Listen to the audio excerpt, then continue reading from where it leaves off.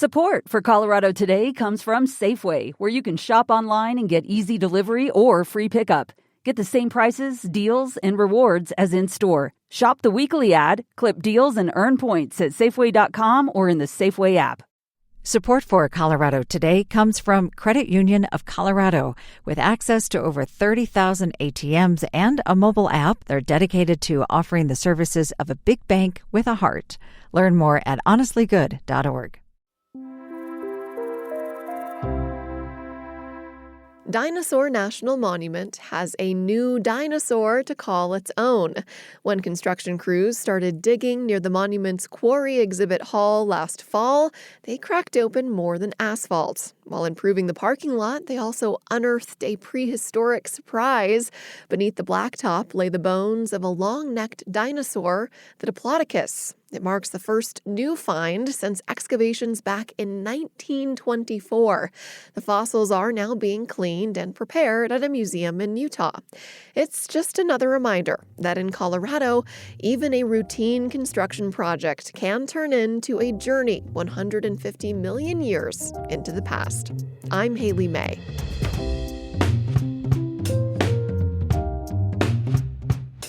Coming up, small businesses were affected by Xcel's public safety blackouts long after the power was restored. It was like setting up a wine shop at a campsite or something. What options do they have?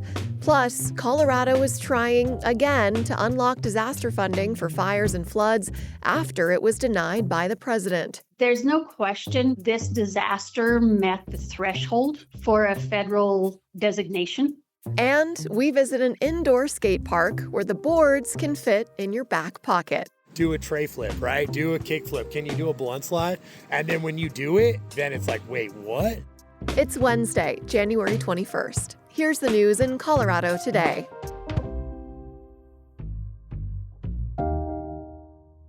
There's nothing like a blackout to remind you how fundamental electricity is to your daily life. The lights go out and suddenly you're searching for candles and worrying about the food in your fridge.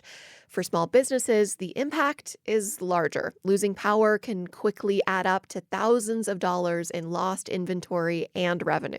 We can't pay vendors. We're struggling to take care of sales tax. You're scrambling. Brett Zimmerman owns Boulder Wine Merchant. He estimates he lost up to $80,000 when Xcel turned the power off in the middle of the holiday shopping season.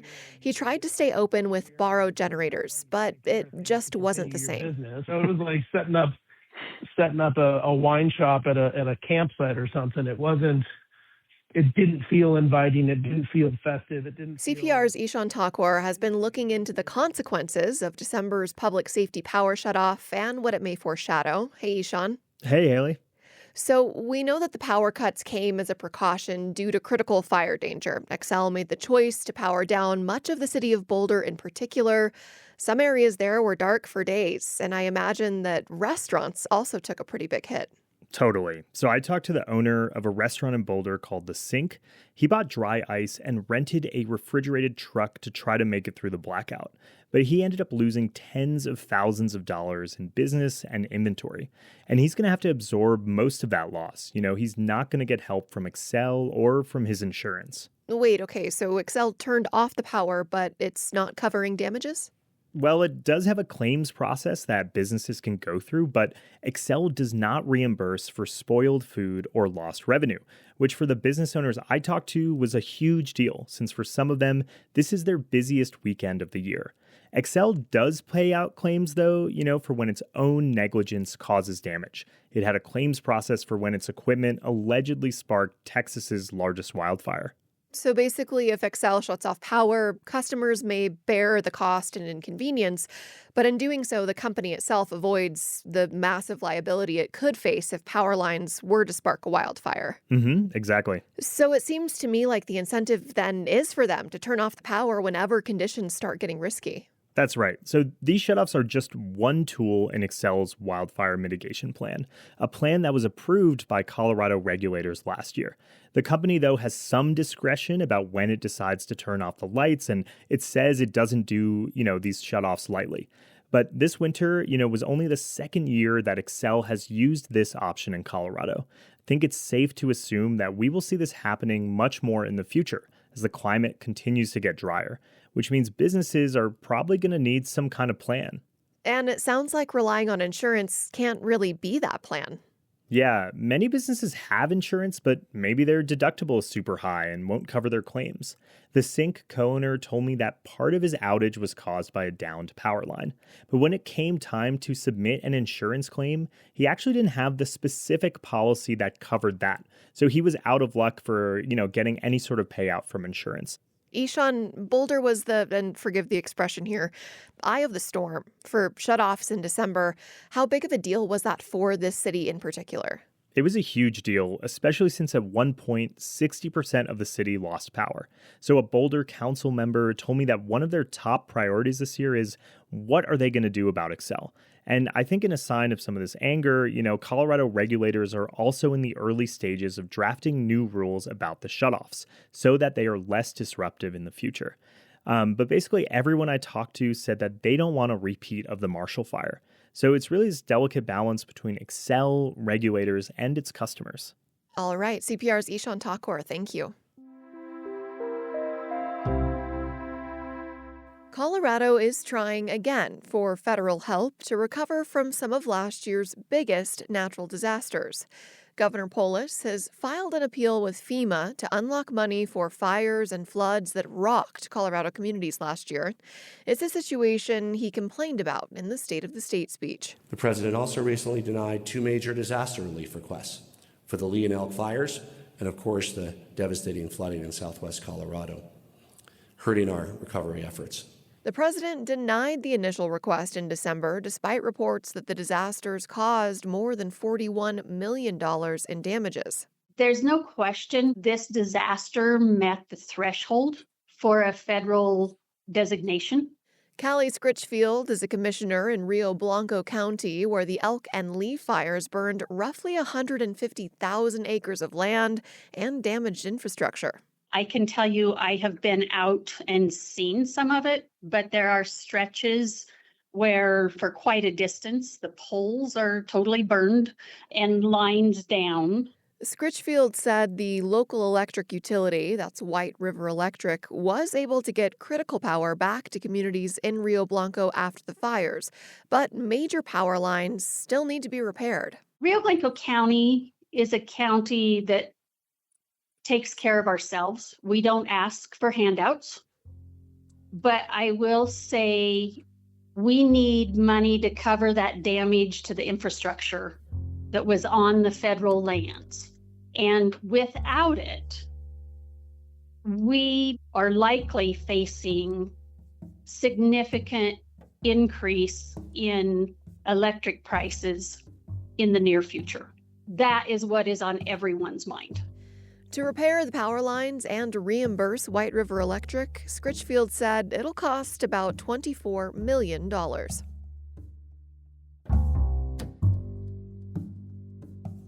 Colorado has been largely left out of the data center construction boom so far, but a group of Democrats in the legislature are working with industry groups to change that. They want to create a tax incentive to lure the mega computing centers to the state. Despite having a strong technology ecosystem, besides having a strong workforce here in Colorado, available power, available land, the state is not yet a strong data center market. That's Don Diorio, the vice president of state policy for the Data Center Coalition. And our hope is that this bill will, again, help open up Colorado for strong data center development and ensure that Colorado doesn't get left behind. More than half of states already have tax breaks for data centers, but Colorado lawmakers have rejected similar proposals in the past. This year's effort would give developers a 20-year break from state sales and use taxes as long as they make a big enough investment and install technology that uses less water and fossil fuels. Here's State Representative Alex Valdez. What I think we've created here is not only a model environmental bill, which I am proud of, but we are also creating a bill that many other Western states that are water constrained and energy constrained can look at as a model of how they can move forward legislation in their state. But environmental groups don't see it that way at all. They and their allies are preparing a rival data center proposal. It would require new data centers add enough renewable energy to the grid to cover all the power they use, to make sure rates for other users don't go up. Regardless of whether or not there are tax breaks, we need to make sure that we have a strong framework in place to protect Coloradans from these adverse impacts like higher bills and increased air pollution. That was Alana Miller, a state policy director for the Natural Resources Defense Council. The dueling visions for data center development will go before lawmakers in the coming weeks.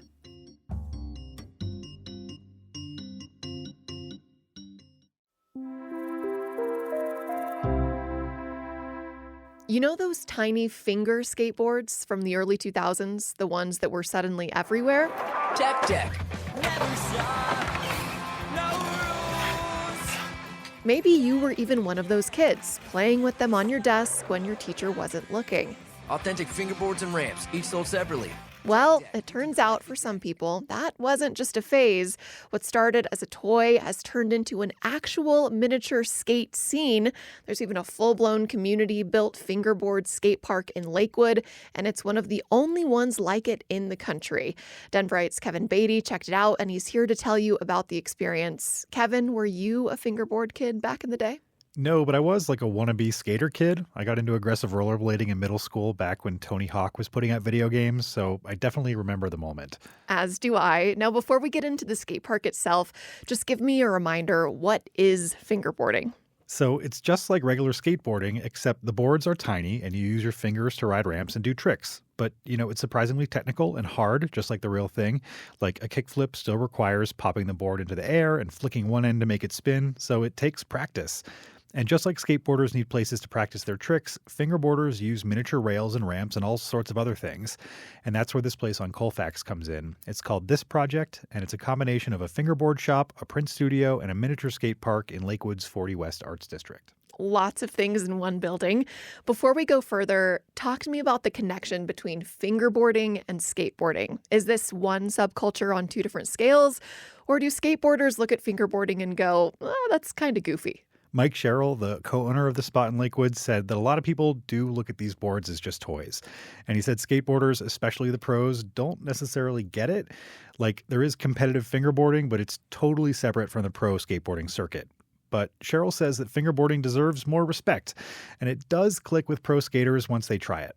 Like, I have these skateboarders come in and they're like, yo, that's fun, like fun toy, like do a tray flip, right? Do a kick flip. Can you do a blunt slide? And then when you do it and it clicks for them and they see now, then it's like, wait, what? A worlds collide moment for sure. Tell me how this mini skate park came to be. Sherrill had been doing fingerboarding on his own for years, mostly keeping it to himself since there's kind of some stigma around it. He said his close friends knew, but he wasn't like pulling out his little skateboard and playing with it in public or telling people about this obsession. But everything changed a little over a decade ago when he came across an ad for a fingerboard meetup in Fairplay. And he went not really sure what to expect and ended up finding a small crowd of maybe 25 or 30 people. And he had this epiphany once he saw everyone riding together. Sherrill says he was genuinely stunned. These people were good, and there was a real scene for it, and so he started hosting meetups at his print shop. And then about 6 years ago, when he moved his shop to Lakewood, he had more space for putting in miniature parks, plus room to sell decks and parts, and he said things just took off. As quick as I could get stuff, it was gone. Like, dude, it was crazy, and people were coming here hanging out all day. It sounds like he's really tapped into something here. I think so. Fingerboarding is going through a bit of a renaissance. Sherrill says that the pandemic allowed a lot of people to dive into niche interests and reconnect with old hobbies. And since then, the online fingerboarding community, like on Instagram, has just exploded. The people that are into it are now coming to terms with like, this is cool. And they're getting better. And they're coming to this fingerboard store and like being okay with like, I'm going to pull this out at this show. I'm going to do this at this park or at this concert or at this restaurant. And then somebody for sure is going to be like, yo, you got a tech deck? I got one too. That is good. On First Fridays, this place is buzzing, by the way. There are ramps and rails, even replicas of real skate spots shrunk down for fingerboards. And there's a real sense of community here, too, which is something that David Ogaz, who's 20, said he appreciates about this spot. He and his friends skate regular size boards, but he says this park also offers him a similar experience. You know, you're kind of just inside skating with the homies. It's kind of the same vibe. Yeah. And it's injury free. Literally. There you go, injury free. Denverite's Kevin Beatty, thank you. Thanks, Haley. You can see the photos of Kevin's adventure into the world of fingerboarding by visiting denverite.com.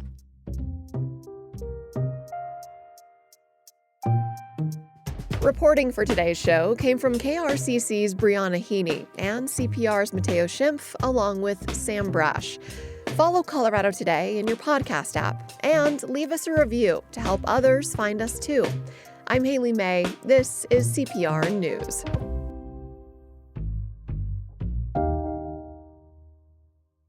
Support for Colorado Today comes from Safeway, where you can shop online and get easy delivery or free pickup. Get the same prices, deals, and rewards as in-store. Shop the weekly ad, clip deals, and earn points at Safeway.com or in the Safeway app. Support for Colorado Today comes from Credit Union of Colorado. With access to over 30,000 ATMs and a mobile app, they're dedicated to offering the services of a big bank with a heart. Learn more at honestlygood.org.